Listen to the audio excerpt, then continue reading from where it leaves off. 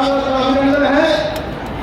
हमारी इसी जनपद की निवासी और बगल के जनपद के जिलाध्यक्ष साहब अनुराग जी किसी का भी मैं इस मंच में स्वागत और अभिनंदन करता हूँ।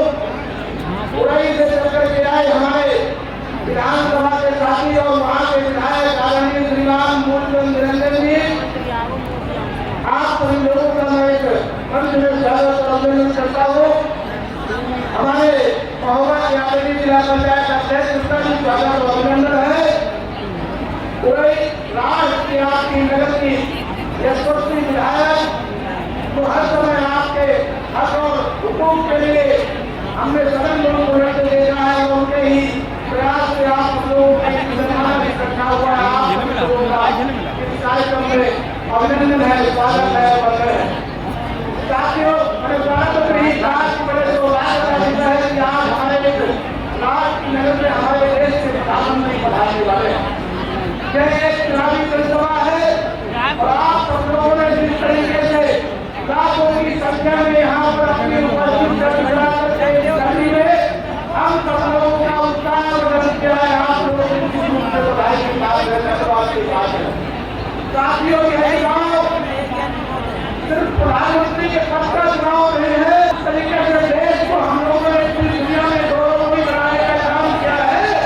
पूरी दुनिया में हमारे देश के नेता का नेतृत्व बताएगी है।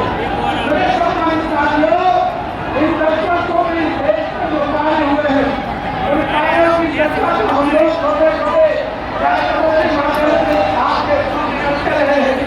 लेकिन आज जब आप सब लोग इकट्ठा है यहाँ पर तो मैं आपको एक बात बताना चाहता हूँ कि विरोधी दल जो इस देश की अस्थिरता आई है 10 वर्षों में, इस देश की अस्थिरता को अस्थिरता बनाना चाहते हैं।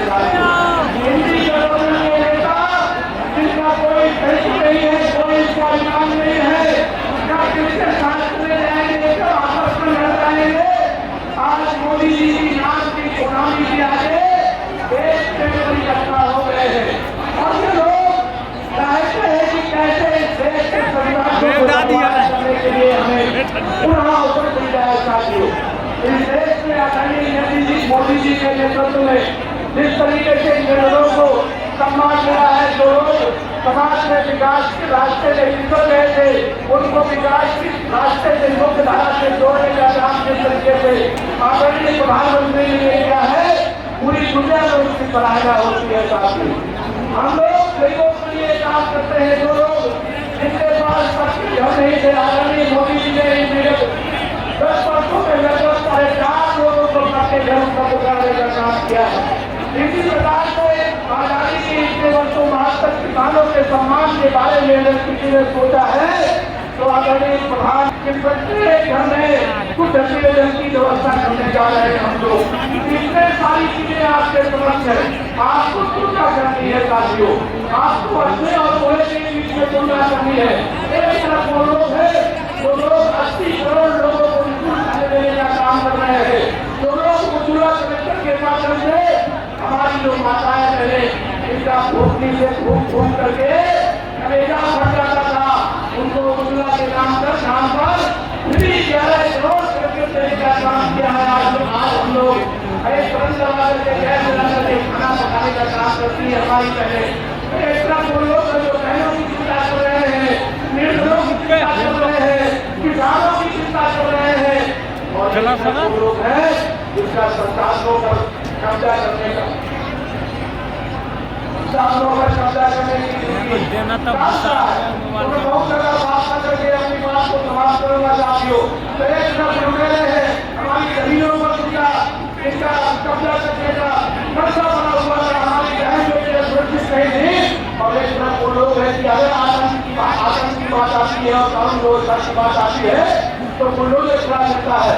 इन्हीं बातों के साथ आप अपील करना चाहता हूँ कि आगामी आने वाली 30 तारीख को कमल का बटन दबा करके आदरणीय जी को आप लोग समझा भेज दीजिए और आदरणीय प्रधानमंत्री जी फिर से पूरी दुनिया का नेतृत्व करेंगे।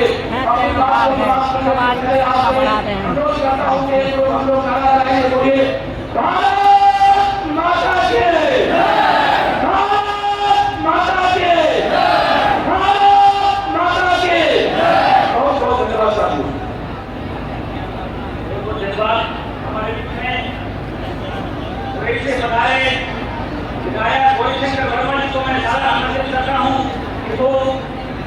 अपनी अपील जनता जनार्दन के सामने करें। और प्रधानमंत्री जी का भाषण फतेहपुर में समाप्त हो चुका है, वहाँ से चलने वाले हैं वो, इससे मैं सारे पक्षों जाने करूँगा केवल अपना अपील करें जनता से इस तरह की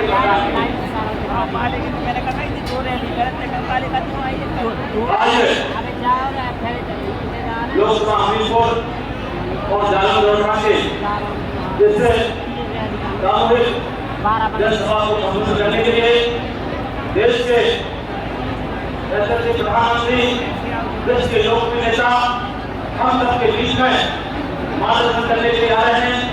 मैं उनका अभिनंदन वंदन ग्रहण करता हूँ।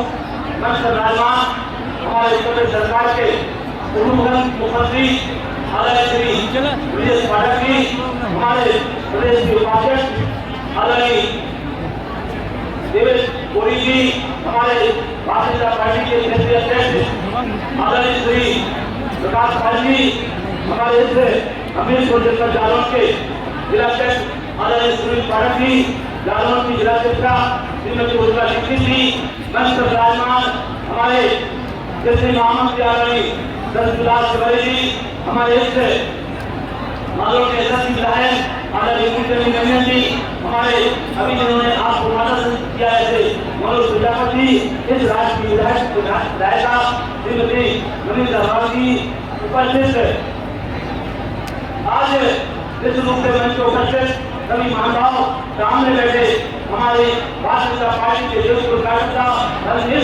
तमाम उपस्थित सभी सामने उपस्थित मंच के सामने सभी के चरणों में मैं वंदन अभिनंदन स्वागत करता हूँ, उनके चरणों में काम करता हूँ। तत्काल साथियों बच्चों, आज निश्चित रूप से 2014 के बाद जो देश के यशस्वी प्रधानमंत्री ने बुंदेलखंड को सपना दिखाया था, उस सपने को पूरा करने के लिए उन्होंने 2014 के बाद बुंदेलखंड का देश का विकास करना शुरू हो गया था।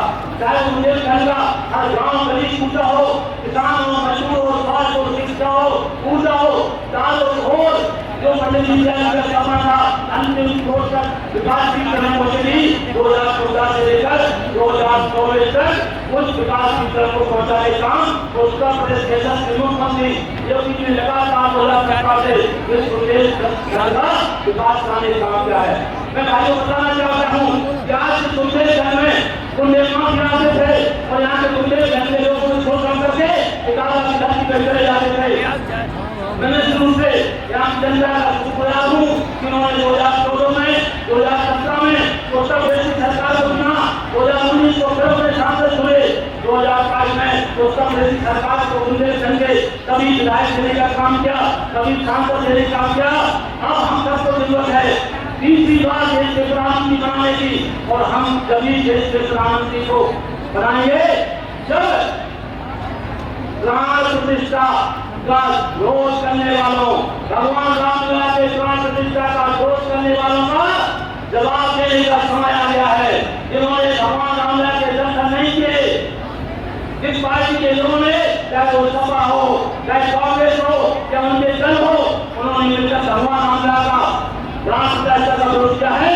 आज समय आ गया है, चुनकर उनको बदला लेना है। वो बदला हम कभी ले जा पाएंगे तो 20 मई को हम सब इकट्ठे होकर अपने घर से निकलेंगे, अपने बूथ तक भीड़ के साथ जाएंगे, तो कमल के बटन पर, कमल के दिल पर बटन दबाकर भारतीय जनता पार्टी के दोनों प्रत्याशी हमीरपुर को, जालंधर के भानुका परमांश को, हमीरपुर के को जिताने का हम काम करेंगे। यही मैं आपसे कहना चाहता हूँ। भारत माता की, भारत माता की। धन्यवाद। सुरक्षा करनी है, पुलिस विभाग ध्यान दे। हमारे दोनों गाड़ी के पास हमारे जनप्रतिनिधियों की गाड़ी रोकी गई है, रस्सी आ रही है, महुआ से आ रही है, महुआ तरफ से उनको आने दें, क्योंकि मंच पर तुरंत नाम से जाने वाले हैं। इसलिए जो एमएलए लोग हैं, एमएलए का पास देकर के उनको आने दें।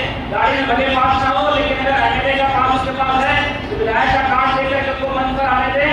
और हमारे संसदीय विकास के कैबिनेट मंत्री को भी पहुंच चुके हैं, थोड़ी देर में आने वाले हैं। मैं सुरक्षा कर्मियों से कहूँगा कि गाड़ी के पास के कारण उसको रोका न जाए, जल्दी से उसको मंच के पीछे तक लाया जाए, क्योंकि प्रधानमंत्री जी बहुत जल्दी आने वाले हैं। बोलिए भारत माता की।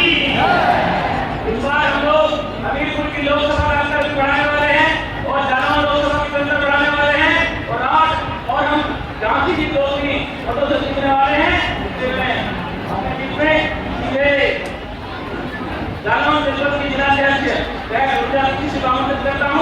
जा करके उस जनसभा को संबोधित करें।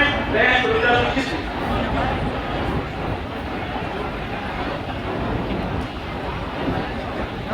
देखिए, एक हमारा जन समुदाय सामने है, दोनों हाथ उठाकर आशीर्वाद दीजिए और अपने आप को ऊर्जा और गौरवान्वित महसूस करिए। आज हमारे देश के यशस्वी प्रधानमंत्री की इस जनसभा में आप सभी को सुनने के लिए पधारे हैं। बोलिए सियावर रामचंद्र की जय, जय श्री राम। आज इस विशाल जनसभा में मंच की शोभा बढ़ाए हमारे प्रदेश के उप मुख्यमंत्री परम आदरणीय श्री ब्रजेश पाठक जी, हमारे प्रदेश के उपाध्यक्ष आदरणीय बड़े भाई देवेश सोनी जी, हमारे क्षेत्र के क्षेत्रीय अध्यक्ष जिनके नेतृत्व में ये क्षेत्र के प्रतिनिधि बहुत उन्नति प्राप्त कर रहा है, ऐसे हमारे श्री प्रकाश पाजी भाई साहब, हमारे राज्यसभा सांसद श्री बाबूराव प्रसाद जी, हमारे कलेक्टर गुजरात एवं क्षेत्रीय महामंत्री शत्रुराज जी और चालन कर रहे इस जनपद के जिला अध्यक्ष छोटे भाई सुनील पाठक जी, हमारे वही से चक्कर आए विधायक श्री गौरी शंकर वर्मा जी, विधायक नागोगढ़ श्री मूलचंद निरंजन जी, यहाँ की विधायिका हमारी बहन मनीषा अग्राही जी, जयंती राजपूत जी, सम्मानित मंच, मैं आप सभी से बस एक ही अपील करना चाहती हूँ कि आप सभी ये सोचें कि हमें तीसरी बार अपनी सरकार को क्यों बनाना है। हमें इस सरकार को इसलिए बनाना है कि देश की संस्कृति को बचाने के लिए कमल का बटन दबाना आवश्यक है, महिलाओं की सुरक्षा के लिए कमल का बटन दबाना आवश्यक है, देश के युवाओं के हाथों में रोजगार हो इसके लिए कमल का बटन दबाना आवश्यक है। कई बार हमारे मन में ये बातें आती है कि हमें क्या मिला, लेकिन अगर हम अंतरात्मा में झांक कर देखें तो आज के 10 साल पहले जो पूर्ववर्ती सरकारें थी, कुछ इस रोड से भी आप चलकर आए हैं, वहाँ पर ट्रकों के कारण आप निकल नहीं सकते थे, कुछ विशेष नामों के पीछे उनके ऊपर नाम लिखे रहते थे और आपको पास नहीं मिलता था। महिलाएं, माताएं, बहनें, हमारी बेटियां, जिस असुरक्षा का भाव उनके मन में रहता था, ये किसी से छिपा नहीं है। आज हमारी बेटी स्वतंत्र है, स्वतंत्र है अपने निर्णय लेने के लिए। बेटी बचाओ बेटी पढ़ाओ जैसी विशेष जो हमारी योजना हमारे माननीय मुख्यमंत्री और प्रधानमंत्री के द्वारा चलाई गई, तो प्रत्येक बेटी पढ़ लिख कर आज आत्मनिर्भर बन रही है।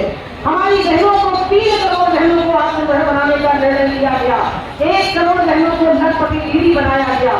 ऐसे तमाम कर्मदाता समूह के कई हमारी बहनें आज के समय में अपना स्वयं का खर्चा कर उठाती हैं और अभी हम लोगों के कई सम्मेलन हुए तो पता चलता है कि अपने पतियों को उन्होंने खाने छुड़वा दिए हैं, अपने पतियों को घर का खर्चा देने लगी है। तो ये बदलते हुए भारत और 33% जो हमारी 50% की आबादी है उसके लिए 33% आरक्षण देने का काम हमारे यशस्वी प्रधानमंत्री मोदी जी ने किया है। तो मैं बस आपसे यही अपील करना चाहती हूँ कि 20 तारीख को हर हाल में एक जन मानव के पास जाकर प्रत्येक घर में पूरे बच्चे हमारी माताएं बहनें एक ही काम करेंगी कि हर हाल में 100% मतदान करेंगे। अगर हमारे लोग कहीं बाहर हो तो जैसे हम प्रधानी का चुनाव लड़ते हैं, एक जो वोट होता है उसकी हमें मूल्य का पता होता है, ऐसे हम सभी को बुलाकर, नाते रिश्तेदारों को बुलाकर मतदान कराने का काम करेंगे। मैं यहाँ उपस्थित जन समुदाय से आपसे आशीर्वाद मांगूंगी कि दोनों हाथ उठाकर आशीर्वाद दीजिए कि जामुन बड़ौदा भोगीपुर की सीट से हमारे सांसद भानु प्रताप वर्मा जी, हमीरपुर की लोकसभा सीट से हमारे सुप्रीम चंदेल जी, इन दोनों लोगों के लिए हमारी और भी सीटें बदल रही है झांसी और महोबा की, आप सभी आशीर्वाद दीजिए कि ये सीट हम 5-5 लाख के अंतरों से जीत कर दिल्ली भेजने का काम करेंगे।